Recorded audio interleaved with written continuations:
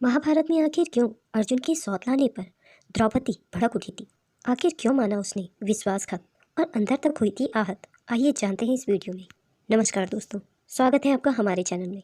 द्रौपदी के लिए सभी पांडवों में सबसे खास अर्जुन ही थे। द्रौपदी ने शादी के बाद शर्त रखी थी कि अब उसके अलावा कोई भी स्त्री इस घर में नहीं आएगी।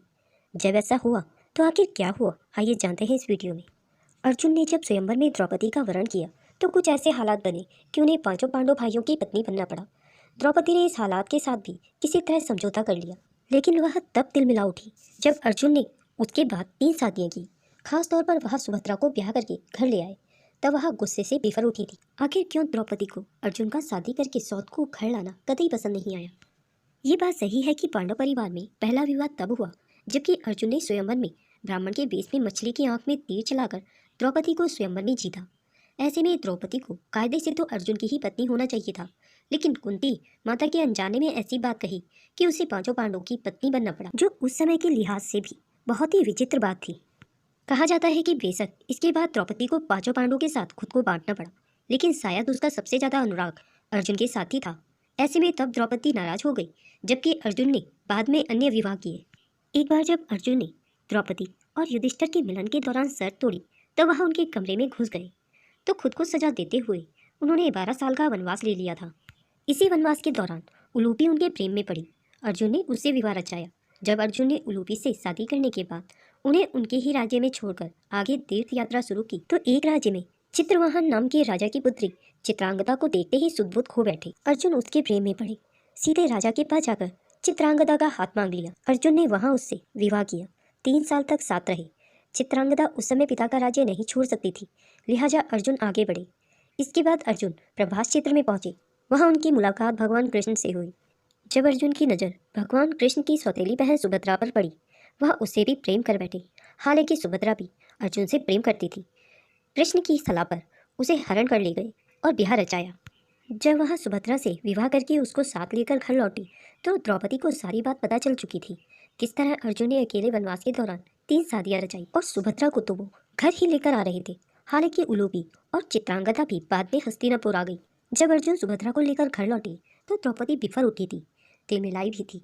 बुरी तरह क्रोधित अर्जुन पर नाराज महसूस कर रही थी कि उनके साथ विश्वासघात हुआ है। अर्जुन ने ऐसा करके वचन तोड़ा है।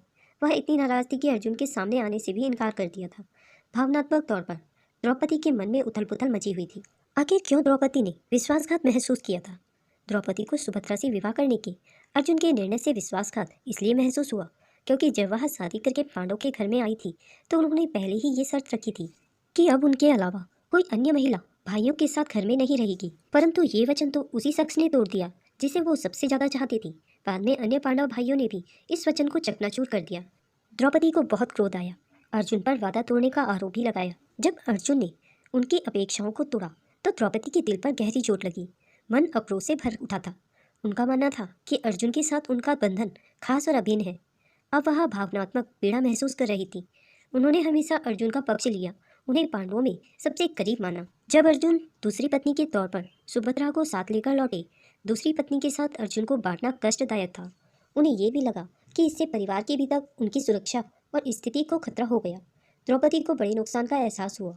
कहाँ तो वह अर्जुन के 12 वर्षों तक अलग रहने की वजह से उनके लिए तड़प रही थी, अब तो अर्जुन ने इससे कहीं ज़्यादा पीड़ा उनके मन में भर दी थी। द्रौपदी मजबूत चरित्र की थी, जबरदस्त दृढ़ता वाली स्त्री थी।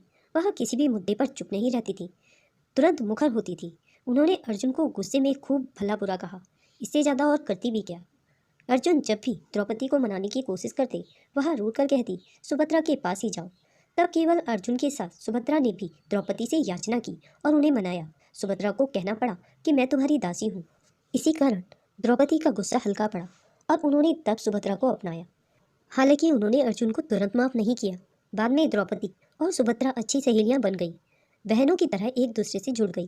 द्रौपदी सुभद्रा और अर्जुन के बेटे अभिमन्यु को अपने बच्चे की तरह प्यार करती थी। बाद में युधिष्ठिर से लेकर दूसरे पांडव मसलन भीम, नकुल और सहदेव सभी ने शादियां की, लेकिन दूसरे पांडव भाइयों की शादियों पर द्रौपदी उस तरह से नाराज नहीं हुई।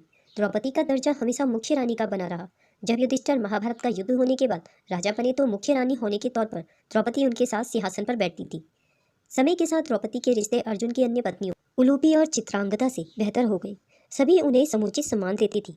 उन्होंने पांडवों की सभी पत्नियों को विस्तारित परिवार के हिस्से के रूप में स्वीकार किया, ठीक उसी तरह से जैसे अर्जुन की शादी के बाद सुभद्रा को स्वीकार किया। महाभारत युद्ध के 15 वर्षों तक द्रौपदी और अन्य पांडव पत्नियों ने मिलकर हस्तिनापुर में राजा धृतराष्ट्र और उनकी पत्नी गांधारी की देखभाल की। जब पांडव हिमालय की अपनी अंतिम यात्रा पर निकले तो द्रौपदी उनके साथ गई। कुछ अन्य पत्नियां भी वहीं रुक गई। सुभद्रा राजमाता के रूप में राज्यों का मार्गदर्शन करने के लिए रुक गई। दोस्तों, अगर यह वीडियो आपको पसंद आई हो तो इसे लाइक और शेयर करना ना भूलें। अगर आप मेरे चैनल में नए हैं और ऐसी ही रोचक कथाएं सुनना पसंद करते हैं तो मेरे चैनल को सब्सक्राइब करें। वीडियो को अंत तक देखने के लिए आप सभी का बहुत बहुत धन्यवाद।